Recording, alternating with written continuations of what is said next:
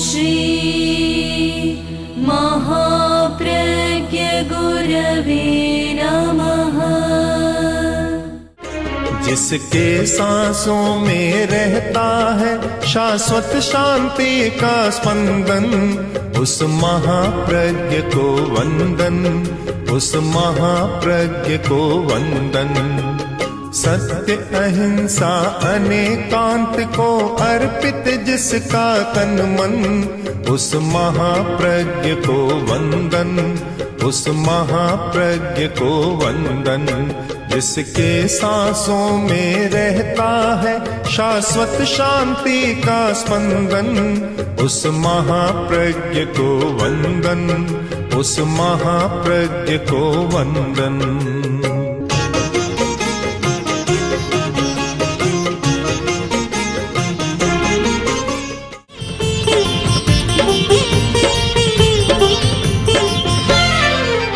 ये संसार पिंजड़ा है।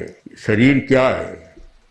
शरीर भी तो पिंजड़ा है, एक पिंजड़ा है। एक संस्कृत कवि ने बहुत अच्छा लिखा कि ये पिंजड़ा उद्घाटित नवद्वारे पंजरे विहगो निलय, यत् तिष्ठति तदाश्चर्यम प्रयाणे विस्मय कुतः। कोई आदमी मर गया था, लोग शोक संताप कर रहे थे। एक समझदार विवेकी आदमी आया, आखिर बोला भी क्या कर रहे हो? कब आदमी चला गया, शोक हो रहा है, बड़ी चिंता हो रही है, दुख हो रहा है। उसने कहा दुख की क्या बात है? उद्घाटित नवद्वारे, यह शरीर तो एक पिंजड़ा है और पिंजड़े में एक पंछी बैठा है। पंछी पिंजड़े में रहता है तो आगे दरवाजा बंद कर देते, इस पिंजड़े के तो 9 दरवाजे खुले। उद्घाटित नवद्वारे, 9 दरवाजे हमेशा खुले हैं। अब जब 9 दरवाजे खुले हैं और यह श्वास का पंछी भीतर बैठा है, ठहरता है, वह आश्चर्य है, चला गया, कोई आश्चर्य की बात नहीं होनी चाहिए। तुम्हें बहुत लोग आज वैज्ञानिक इस काम में लगे हुए हैं, आदमी बूढ़ा न बने। यहां तक तो ठीक है, आदमी मरे नहीं, अमर बन जाए। अब प्रकृति का नियम है, अब कैसे बदला जाएगा? आदमी मरे नहीं। अतीत में भी इस पर बहुत खोज हुई है। हिंदुस्तान में भारतीय लोगों ने इस पर बहुत खोज की कि आदमी मरे नहीं, बूढ़ा न बने, रोगी न बने और मरे नहीं। एक प्रसंग आता है कि द्वारका में श्री कृष्ण का राज्य और उनके भाई थे अरिष्टनेमी तीर्थंकर। अरिष्टनेमी, वह एक व्यक्ति रहता था, थावच्चा पुत्र। थावच्चा बहुत बड़ी धनी सेठानी थी, उसका लड़का था, नाम ही था थावच्चा पुत्र। उसने देखा कि बहुत बढ़िया गीत गाए जा रहे। माँ के पास आया, आकर बोला माँ बहुत मीठे गीत गाए जा रहे, बहुत मधुर गीत, मधुर स्वर आ रहा है। माँ ने कहा बेटा अपने पड़ोसी के यहाँ लड़का पैदा हुआ है, इससे गीत गाए जा रहे हैं। संयोग की बात, 1 घंटा बाद लड़का चल बसा। बाल मृत्यु भी बहुत होती है। चल बसा और रुदन शुरू हो गया, रोना, और रोने के गीत शुरू हो गए। थावच्चा पुत्र फिर माँ के पास आया, आकर बोला माँ ये क्या गीत है, कानों को सुहाने नहीं लग रहे, अच्छे नहीं लग रहे, कीड़े से चुभ रहे हैं कानों में। माँ ने कहा बेटा ये मरने के गीत है, जो पैदा हुआ था बच्चा चला गया, इसलिए सब लोग रो रहे हैं कि माँ जन्मार मर गया तो क्या मुझे भी मरना पड़ेगा? कि तू कौन सा फुहाद है, दुनिया में जो भी आता मरता है। अब अंतर है, कोई 10-20 वर्षों का, दिनों का अंतर रह जाता है, मरना तो सबको पड़ेगा। एकदम मस्तिष्क परिवर्तन हो गया। कोई कोई घटना ऐसी होती है और इतना प्रभावित करती है कि आदमी का मस्तिष्क सारा बदल जाता है, चिंतन बदल जाता है। बोला माँ ऐसा कोई उपाय बताओ जिससे मैं मरूं नहीं। एक बड़ा प्रश्न रख दिया। अब माँ तो कोई वैज्ञानिक नहीं थी कि खोज कर बता दे कि ये काम, ये दवा लो, च्यवनप्राश लो, तू नहीं मरेगा, ब्रह्म रसायन खाओ तू नहीं मरेगा, या कोई ऐसी जड़ी बूटी खाओ या विटामिन खूब खाओ कि तू नहीं मरेगा। अब माँ ने तो विटामिन को जानती थी और न उस समय कोई च्यवनप्राश का आविष्कार हुआ था और न और कोई ऐसी चीज थी कि जिसके सेवन करने पर आदमी मरे नहीं। माँ तो नहीं जानती थी, पर माँ ने उत्तर अच्छा दे दिया। माँ ने कहा बेटा एक उपाय है कि अरिष्ट नेमी अर्हत अरिष्ट नेमी, जो तीर्थंकर है अरिष्ट नेमी, वे उपाय जानते हैं कि उनके पास उपाय है और वे करे तो आदमी फिर कभी मरता नहीं। बस स्थान पर पहुंच गया, अरिष्ट नेमी के पास पहुंचा और बोला कि मुझे आप वह विद्या सिखा दो जिससे मैं मरूं नहीं। उन्हें कहा विद्या हम सिखा देंगे, पर उस विद्या के लिए तो तुम्हें मुनि बनना पड़ेगा। एक विद्या तो गृहस्थ को भी सिखाई जा सकती है, पर अमर बनने की विद्या तो साधु बनना होगा तुम्हें। बन जाऊंगा, मुझे तो अमर बनना है, बन जाऊंगा। आखिर लंबी चौड़ी कहानी है। उसके बाद वह मुनि बनने की तैयारी करने लगा। श्री कृष्ण को पता लगा और थावच्चा श्री कृष्ण के पास जाकर बोली कि मेरा बेटा मुनि बन रहा है, आप उसको समझा दें कि अभी साधु न बने, अभी छोटा है, साधु न बने। श्री कृष्ण ने उसको बुलाया, बुलाकर कहा कि थावच्चा पुत्र बोलो क्या कमी है, जो भी कमी हो मैं पूरा करूंगा, तेरा पूरा दायित्व तो मैं लेता हूं, तेरा भरण पोषण पालन जो भी तुम्हें चाहिए उसकी सारी जिम्मेवारी मेरी है, तुम चिंता मत करो और तुम अभी मुनि मत बनो। उस समय थावच्चा पुत्र में एक चेतना का जब परिवर्तन होता है, बात कहां से आती है, कुछ समझ से परे की बात होती है, एकदम सारा चिंतन बदल जाता है। थावच्चा पुत्र बोला कि प्रभु आपकी बड़ी कृपा है और हम तो आपकी शरण में तो है ही, द्वारका में है, आपकी शरण में है, फिर भी आपने इतनी कृपा की कि तेरा पूरा दायित्व तो मैं लेता हूं, तो मेरे लिए सौभाग्य की बात है। पर मेरी 3 शर्तें हैं, 3 शर्तें, वह आप स्वीकार करो तो मैं मुनि नहीं बनूंगा। बोलो क्या शर्त है? पहली, कभी मैं रोगी न बनूं, रोग न आए। दूसरी, मैं बूढ़ा न बनूं। तीसरी, मैं कभी मरूं नहीं, तो फिर मैं आपकी शरण में रहूंगा, मैं साधु नहीं बनूंगा।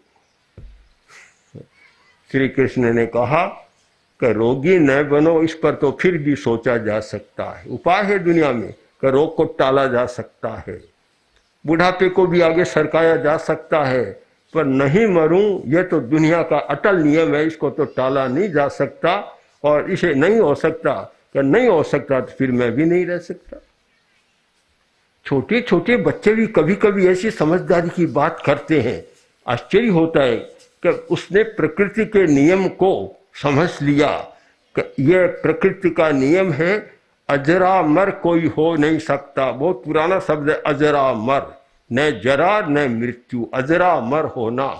जो परमात्मा होता है, मुक्त आत्मा होता है, वह अजरामर होता है। शिवो मैल मरुए मनंत मक्खय मब्बा वाह मपुनरावृत्ति, ये सारे उसमें हो जाते हैं, तो बुढ़ापा भी न आए और मौत भी न आए। बच्चे की ऐसी बात सयानी थी। और कोई कुछ बच्चे इतने समझदार होते हैं, ऐसी समझदारी की बात करते हैं कि बड़ों को भी आश्चर्य होता है। तो यह प्रकृति का नियम, प्रकृति का नियम है। हम प्रकृति के नियम को भी समझने का प्रयत्न करें और कृत नियमों को, जो मनुष्य के द्वारा कृत नियम है, उनको भी समझने का प्रयत्न करें, क्योंकि कृत नियम को न समझे तो समाज की व्यवस्था नहीं चल सकती। आखिर आदमी समाज में जीता है तो उसे समाज के नियमों का भी पालन करना जरूरी होता है, ध्यान देना जरूरी होता है। आप अहिंसा को समझें तो आपको अनेकांत को भी समझना जरूरी है। अनेकांत दर्शन के बिना अहिंसा को भी ठीक समझा नहीं जा सकता। अनेकांत आपका दृष्टिकोण एक पकड़ का नहीं होना चाहिए। एक बात को पकड़ लिया, उसको नहीं छोड़ा, ऐसा नहीं होना चाहिए। ये पकड़ ने ही या रूढ़िवाद को जन्म दिया है और वैज्ञानिक दर्शन धर्म को अवैज्ञानिक बना दिया है इस रूढ़िवाद ने। आचार्य भिक्षु ने लिखा है कि एक आदमी पानी पी रहा था, छोटी तलैया थी, गंदा पानी था, पानी पी रहा था, थोड़ा थोड़ा लेकर चुल्लू लेकर पी रहा था। एक उधर आदमी आया, बड़ा समझदार था, उसने कहा, अरे भैया क्या कर रहा है? कि पानी पी रहा हूं। कि पानी तो इसमें है कहाँ, बहुत थोड़ा कीचड़ सा है, पानी कहाँ है? पानी पीना हो तो यहां से 1 किलोमीटर चला जा, बहुत बढ़िया तालाब है, बहुत अच्छा पानी है, वहां जाकर पानी पी।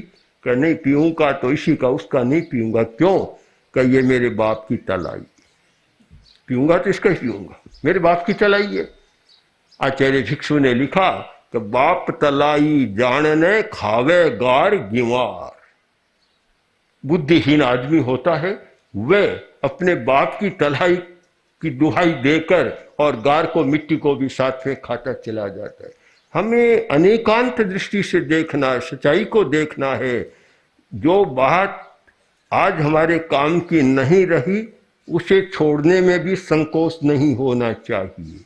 जो बात नई हमारे काम की आ गई, उसे स्वीकार करने में भी संकोच नहीं होना चाहिए। यह वस्तु जगत का नियम है, ग्रहण करना, छोड़ना। हमारे सामने भाई बैठे हैं, ग्रामीण भाई भी है, यहाँ के भी है। आज से 100-200 वर्ष पहले किसी ने चश्मा लगाया था क्या? नहीं लगाया होगा। आज लगाए बैठे, वृद्ध लोग भी बैठे, सामने चश्मा लगा हुआ है। जब लगा कि उपयोगी है तो स्वीकार करने में क्यों कठिनाई होनी चाहिए? नाम इसका उपनेत्रम, हमें सहयोग कर रहा है देखने में, तो फिर ये क्यों कि नहीं नया है, हम इसको स्वीकार नहीं करेंगे। यह संकोच नहीं होना चाहिए। जो भी अच्छी बात नई हो, उसे स्वीकार करने में कोई कठिनाई नहीं है। पुरानी बात है कि आज काम की नहीं है, तो छोड़ने में भी कठिनाई नहीं होनी चाहिए। एक दिन की बात, आचार्य तुलसी बंबई में थे, बहुत पुरानी, लगभग आज से 48 वर्ष पहले की बात, 47-48 वर्ष पहले है, 2011 की बात। तो मुंबई में सिक्का नगर में हमारा चतुर्मास था। आचार्य तुलसी विराज रहे थे और मैं भी दोपहर में उनके पास काम करता था, बैठा था।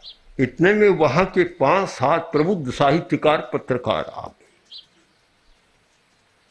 आए। बातचीत शुरू हुई, पर बातचीत का मूड नहीं बन रहा था। तो हमने पूछ लिया कि आप बात अनमने मन से बात कर रहे हैं, दुचित्ते मन से बात कर रहे हैं, कारण क्या है? वे बोले कि क्या बताएं, हमने सुना था आचार्य तुलसी बड़े क्रांतिकारी संत है, क्रांतिकारी संत है, और हम आए यहाँ देखा तो उस समय राजस्थान की बाइयां आई हुई थी। आज तो राजस्थान में भी उस समय तो बड़े बड़े घूंघट उनके थे और 10-20 बाइयां बैठी थी। उन्होंने कहा, आपके पास तो इतना अज्ञान का, अंधकार का, रूढ़िवाद का आपके सामने बैठा है, अब हम आपसे क्या बात करें? सारी बात समाप्त हो। एक रूढ़िवाद किसी बात को पकड़ लिया, वह कभी अच्छा नहीं होता। कोई भी परंपरा चलती है, एक उपयोगिता होती है, एक समय का नियम, कृत नियम होता है, प्रकृति का नियम नहीं है। ये प्रकृति का नियम होता तो लड़कियां घूंघट लेकर ही जन्मती, फिर निकालना नहीं पड़ता। ऐसा तो नहीं है, प्रकृति ने तो नियम बनाया नहीं। सब जैसे पुरुष आते हैं वैसी लड़की आती है, लड़का लड़की में कोई फर्क नहीं। कभी तो खुले मुंह आए, वह घूंघट लेकर आए, तो प्रकृति का नियम तो है नहीं, कृत नियम है। मनुष्य ने किसी कारण से नियम बनाया।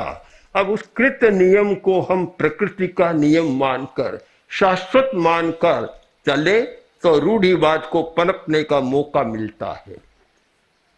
आज ये सामाजिक संस्कारों में रूढ़िवाद बहुत है, चाहे ब्याह शादी का प्रसंग, चाहे जन्म मृत्यु का प्रसंग, रूढ़िवाद बहुत चलता है। अब यहाँ भी होता होगा मृत्यु भोज चलता होगा शायद। अब हमने देखा अनेक किसान भाई गरीब लोग हमसे मिले, उन्होंने कहा कि आचार्य जी क्या करें, बहुत गरीबी आ गई। क्यों इतने गरीबी क्यों?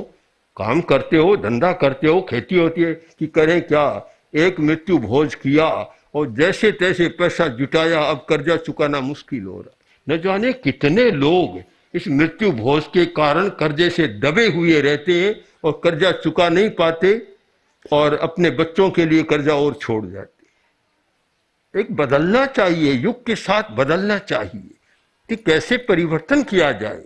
एक भाई का पत्र हमारे पास पहुंचा जो बंबई रहने वाला है। पत्र आया और उसने कहा कि मैं क्या करूं, आप बताएं मुझे। पिता का देहावसान हो गया। अब जगह जगह से हमारे सगे संबंधी बहुत है, आ रहे हैं। वे यहाँ आए तो पहला प्रश्न, मैं ठहराऊं कहाँ? एक फ्लैट में रहता हूं, कहाँ ठहराऊं उनको?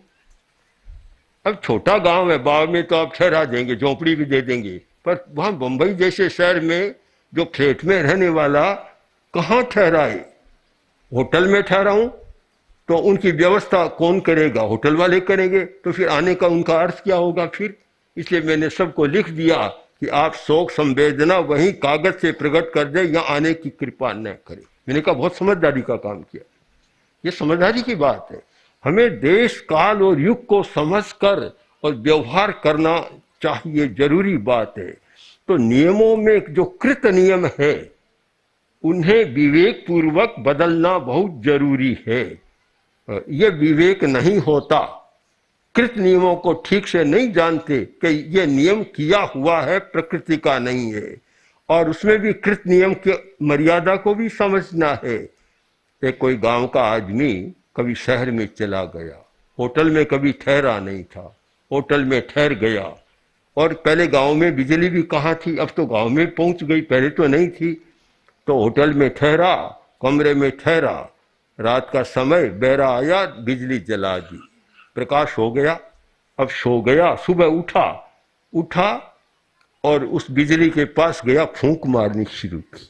एक बार फूंक मारी, 2 बार, 3 बार, इतने में संयोगवश बहरा पहुंच गया। अरे क्या कर रहा है? अरे क्या कर रहा हूं, तुम्हारे गांव के दिए भी ढीठे होते हैं, निर्लज्ज होते हैं। मेरे गांव का दिया तो ऐसा है, एक बार फूंक दो बुझ जाता है, 3 बार फूंक मारी तो बुझ नहीं रहा है।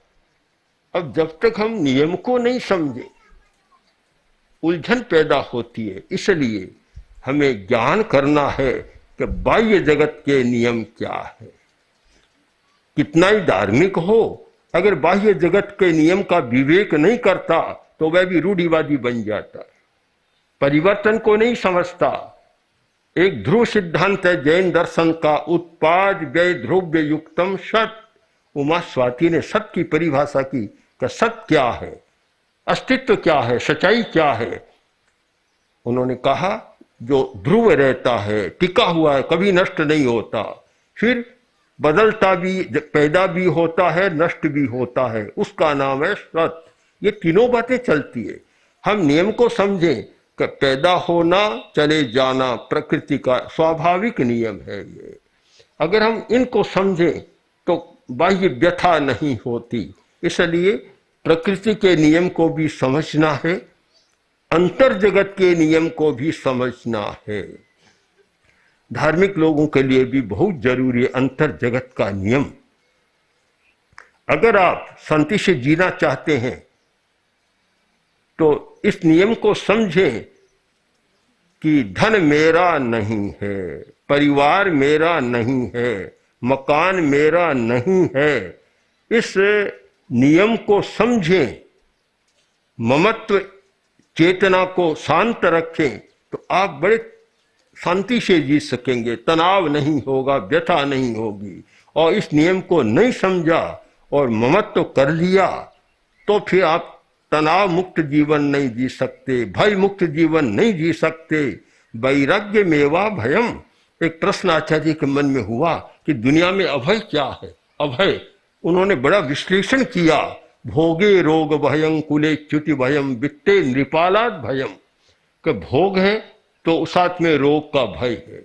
जहां भोग है वहां रोग है, खाओ तो ये सोचकर खाओ कि खा रहा हूं, साथ साथ में रोग भी जा रहा है।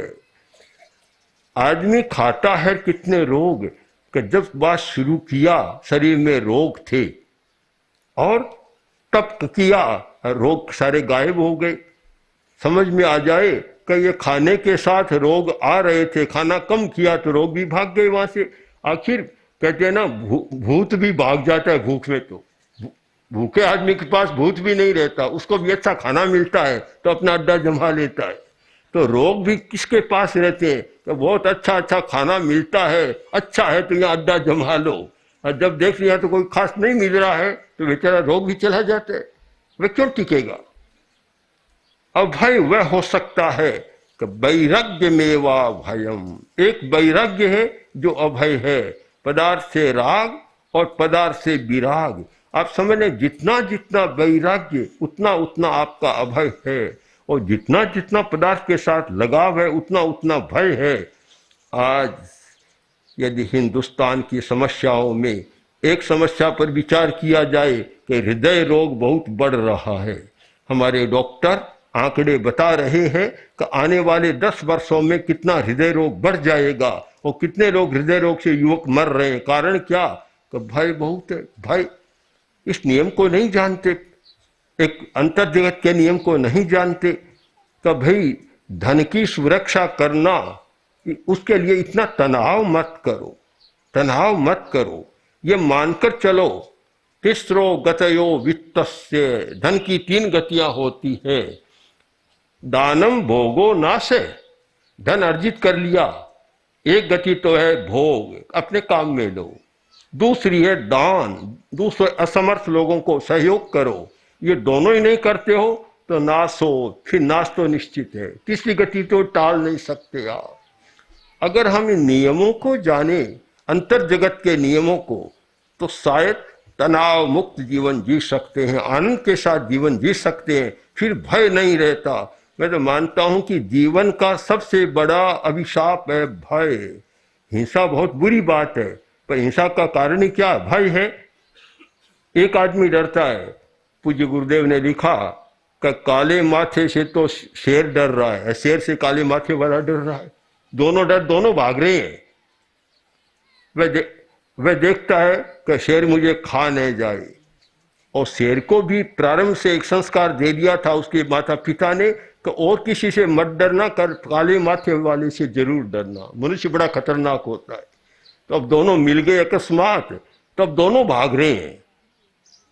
आदमी तो शेर से डर कर भाग रहा है कि शेर खाने जाए, और शेर डर रहा है, कहा पिता की सीख दी हुई है कि काले माथे वाले से डरना, वह उधर भाग रहा है। ये एक भय का ऐसा वातावरण बना हुआ है।